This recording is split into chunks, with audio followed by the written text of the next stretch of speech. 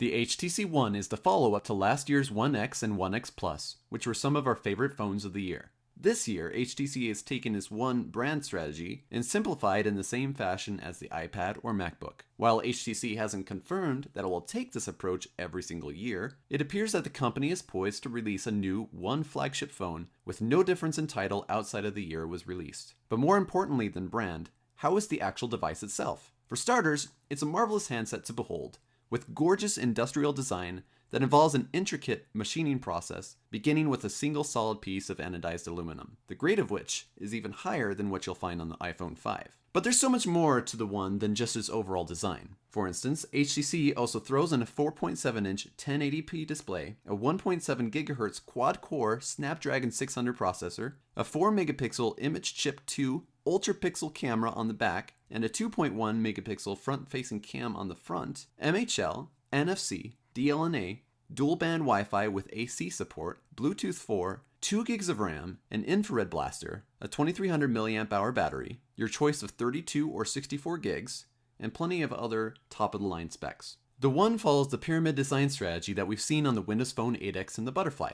This process stacks the largest components up front in a pyramid fashion, which allows the phone to be thinner and offer a sleek and natural curve in the back that makes it easy to hold in our hands. As we mentioned earlier, the entire phone was crafted out of a single block of aluminum, with polycarbonate injected into the edges and 2 major strips on the back. It looks elegant and classy, and it also makes us a little less worried about its durability if we were to drop it. The display is covered with Gorilla Glass 2, and 1080p movies on that display look absolutely phenomenal. Also up front, you'll notice a set of boom sound speakers both on top and bottom. These speakers are set up for a solid stereo experience while you're watching movies or even just listening to music or taking calls on loudspeaker. They're capable of blasting Beats audio, which results in a much fuller sound than anything we've heard on a smartphone yet.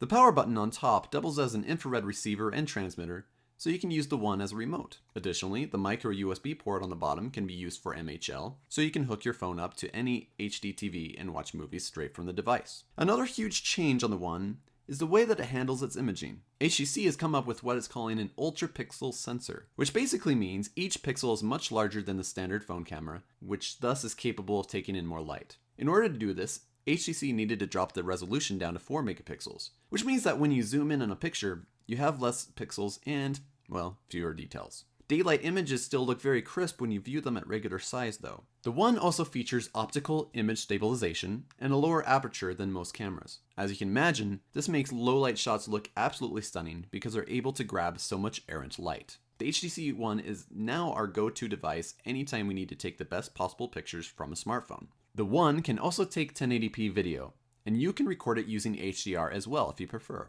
But one of the most interesting parts of what the camera can do is Zoe. Short for zoetrope, this lets you take several burst shots and a 3-second 1080p video at the same time. And the One puts it all together into a cool little 3-second clip that's viewable on your phone.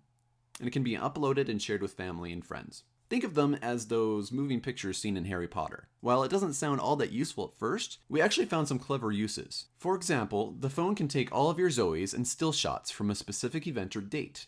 Let's say a Disneyland vacation, and does some slick professional style editing and slaps together a 30-second clip with your shots synced to music. Once that's done, you can upload them to YouTube or a special URL that you can hand out to whomever you'd like. Second, there's a feature called the Zoe Share, which lets you take up to 10 shots and put them together as a collage, again on a special URL. The HTC One comes with Android 4.1, but you may not be able to tell right away because HTC adds its custom skin to it called Sense 5. The biggest added feature to Sense 5 is Blink Feed, which looks like a combination of Flipboard and Windows Phone Live tiles. In Blink Feed, you see a series of windows of different sizes, each one representing a social media status update or a website post. You can scroll through them as a means to catch up on any news you missed while you've been away from your phone. You can choose which feeds you want. For example, tons of sites are featured, one of which is Engadget, and there's also support for Twitter, Facebook, and many other services. You can't do emails or notifications yet, but in the future an SDK will be provided which will hopefully allow these activities and make it even more useful to power users. The sad news is, it can't be completely disabled, but at least you can change the default homepage so it doesn't pop up all the time. Sense 5 also features a modernized font and a sleek new look all the way around, including a new app tray with vertically scrollable grids, the ability to change grid size, and the option to place apps in folders. You'll also find a new kid mode that lets your kids use your phone without you worrying about important information getting deleted or moved around. Overall performance was great thanks to the quad-core Snapdragon 600 chipset. Everything looked incredibly smooth with no lags or stutters. Gaming was definitely an enjoyable experience as well, with graphic-intensive titles like Shadowgun, Riptide, and Real Racing 3 running with few, if any, frame skips. It almost feels as though we're playing on a console. Overall, the HTC One is one of the best phones we've reviewed to date. It's crafted exceptionally well, the display is beautiful to look at, the camera is much better than the megapixel count says, and it performs like a charm. We also like most of the firmware, though we're still not convinced that blink feed is worthwhile. This is Brad Mullen with Engadget, and if you're interested in learning more about the One, our review goes into a lot more detail. Check it out at Engadget.com.